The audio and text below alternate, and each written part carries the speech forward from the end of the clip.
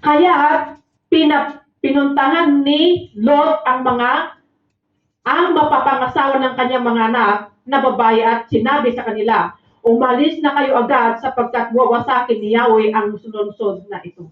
Amen. Minsan, itong asawa niya, di ba, sabi niya, ngunit akala nila ay nagbibiro lamang si Lot. Yung mapapangasawa ng kanyang mga anak, sinabi ni Lot, umalis na kayo at wawasakin na ang lugar na ito. Minsan, sa buhay ng isang tao, kahit pagsabihan mo yan, na warningan mo yan, parang ang dating, birong-biro, ano yung tawag doon? Biro-biro lang. Serious yung usapan, ginagawang biro. Kaya kung minsan, napapahama ang tao dahil sa akala biro-biro lamang na kahit na ito ikapahamak na. Okay. 15. Nang magbukang liwayway na, 15 ba tayo? Tama. Nang magbukang liwayway na, inapura ng mga anghel si Lot. Muli, inapura na naman. Diba sabi niya sa una, magmadali ka. Sa 15, inapura na naman sila. Inapura ng mga anghel si Lot. Magmadali kayo. Magmadali ka, umalis na kayo ng iyong asawa at mga anak nang hindi kayo madamay sa pagkawasak ng lungsod. So ang anghel na ito, minamadali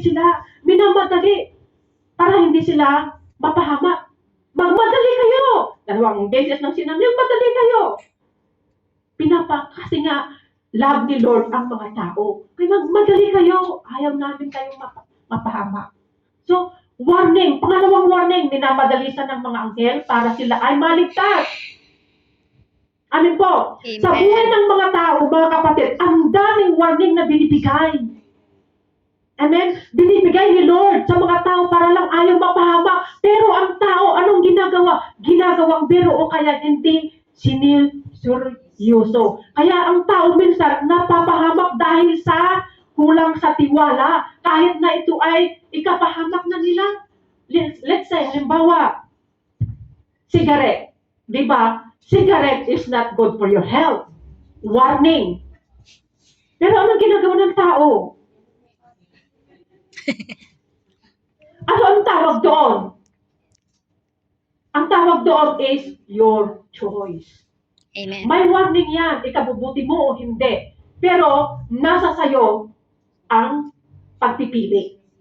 Amen. Tama? Amen. So, ang ating title ngayon is Your Choice. It's your choice. Kasi may warning yan. Halimbawa, ang tawag yung mga drugs na mga drugs na bawal. Siya po, maraming drugs na bawal. Pero, alam ng tao na ito'y masama sa kanila. Pero anong ginagawa ng tao? They love to try. Amen. They love to try. So, it's your choice. Binigyan tayo ng Lord ng dalawa lamang. Mamili ka sa tama o mali. Sa cigarette, sabi niya, masama sa kalusugan. Pero, mahal mo. Di ba? Mahal lang nagninigarilyo. So, it's your choice. Depende sa tao sa pagtanggap. Depende sa tao sa pangkunawa. Depende sa tao, amin po. Amen. Sa buhay, sa lifestyle ng tao. Amin po. Sabi niya, magmadali ka. Iligtas mo ang iyong pamilya. Iligtas mo ang sarili. 16. Nag-atubili si Lot. Alam mo, nandyan na, pangalawang warning na. Pero si Lot, nag-atubili pa. Tingnan mo, minsan sa magulang natin, halos iyak. May iyak na yan para lang pagsabihan ng kanyang mga anak. Pero ang anak minsan pasaway. Amen po? Amen. Si Lot, sabi niya, nag-atubili pa si Lot. Ngunit, sa habag ni Yahweh, halos kalad-karin na sila ng mga lalaki palabas ng lungsod. Minsan sa buhay po natin, halos kalad-karin na kayo ng magulang natin para lang tayo mapalayo sa ikapapahamak po natin dahil mahal tayo ng ating mga magulang. Pero minsan, Ang Tigas. ating mga anak, pasaway. Tigas yung ulo. Amen, pasaway. So, pero nandun yung habag ni Yahweh sa bawat tao. Amen. Amen. Yung habag ni Yahweh sa bawat tao ay nandun na kahit minsan ay hindi tayo naging seryoso o kaya ginagawa nating biro. Halimbawa, sa pagpapayag ng salita ni Lord, i-share mo yung pag-ibig niya. Tinan mo ang bisa sa mga tao. Halos ayaw nilang maniwala. Halos parang pagtawanan ka. Samantalang ikaw na nag-share, halos kalad-karin mo na sila para lang sila ay maniwala sa kaligtasan ni Lord. Amen. Ibigay mo yung salita ni Lord. Anong ginagawa ng tao? Nire-reject. Pero ikaw nakakaalam. Yun ay nasasaktan ka sapagkat alam mo na ang tao ay kapapahamak po nila. Amen. It's same thing sa salita ni Lord. Amen po mga kapatid. Ito ay winawarningan na ni Lord at ni yung mga anghel si Lord. Pero nag-atupili pa. 17. Ito yung pinaka-17. Pagkatapos, sabi niya, isa sa mga anghel ay nagsabi, pangatlong warning, iligtas ninyo ang inyong sarili. Pangatlong warning, iligtas ninyo ang inyong mga sarili. Huwag kayong lilingon o hihinto o sa libis. Sabi niya, huwag kayong lilingon o hihinto sa libis. Magtago kayo sa kaburulan para hindi kayo mamatay. Pangatlong warning. Amen. Tayo mga kapatid, tayo man din mga kapatid nakakinig ng salita ng Panginoon minsan, pero sa buhay po natin, patuloy po tayo nagkakamali. I know we are just a human nagkakamali. Pero ang habag ni Lord, hinahabol tayo. I mean po, para lang yung ating pagkakamali, ituwid at tayo'y mapunta sa kanyang kalooban. Amen? Hinahabol tayo ni Lord, hinahabol tayo. Sabi niya, iligtas niyo ang iyong sarili.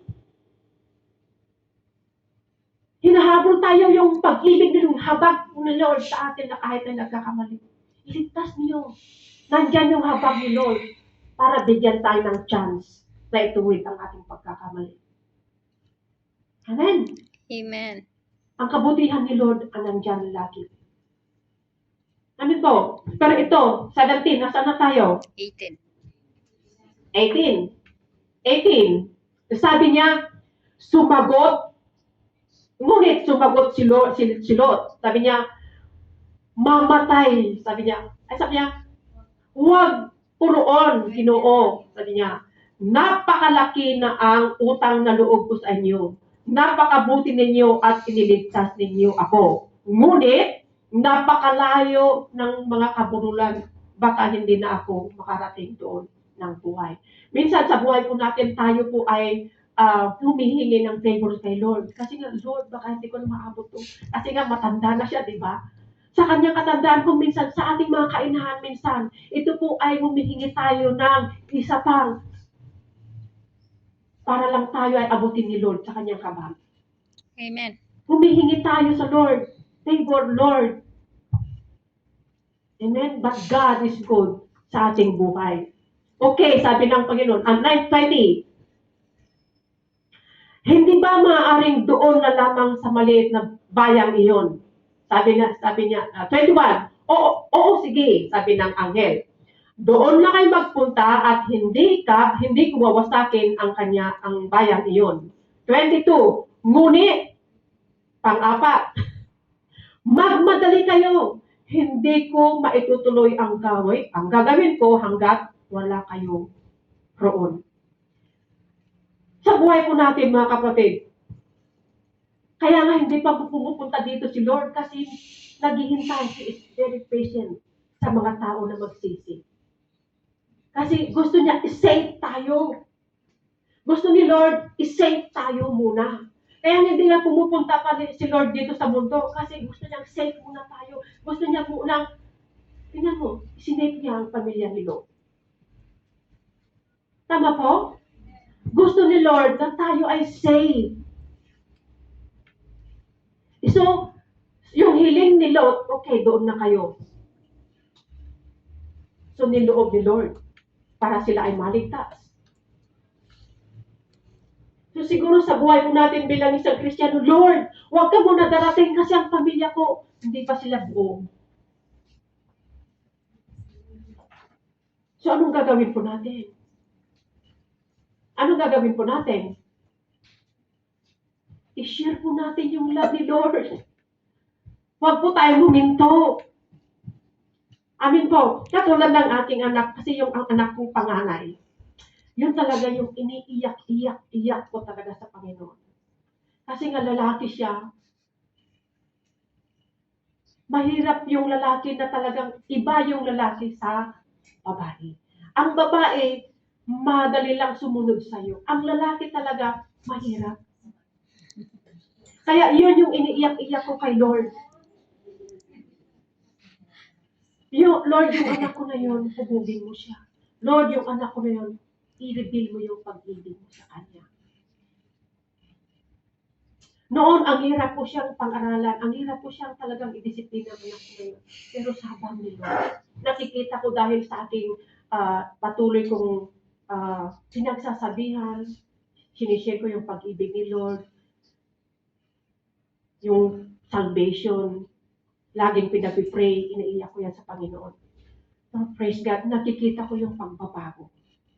Noon, Amen. halos ayaw niya makinig. Pag kinausap ko siya, ibigay niya sa ibang tao yung cellphone. Siya na yung kausapin mo. Ayaw niya makinig ng pangaral. Pero praise God, nakikita ko yung pangaral ko sa kanya. Sabi niya, ayaw mo ba yun? Nagbago na ako, ako'y nananalangin na. Ayaw mo yun, ako'y umaatin na sa church. Ako'y nagsimba na. Hindi na tulad noon na matigas ang ulo. Ayaw rin pagsabihin ng asawa ko bakit. Ayaw niyang maglaban sila. At iniiwasan ng asawa ko yung magsundukan sila. Kaya sabi ng asawa ko, ikaw nang magdisiplina. Kasi mahirap pag kami pa maglaban, magsundukan. Sa hindi ko pinapagalitan, ito ay ginagawa ko lang sa pamamagitan ng Panginoong pakikipag-usap, na disiplina. Hindi mo makuyan sa galit at ano. Pero one day, sabi ng anak niya, yung anak niya na doon ko nakuha, sabi niya, si Papa, sabi niya, nagbibib. Aba, nagbibib. Di ba yung bib yung... Akala ko yung ano yung klaseng bib yun. Pala yung, sabi ko, ganun pala. So, kinausap ko yung anak ko, sabi ko, nagbibib ka ba anak ko?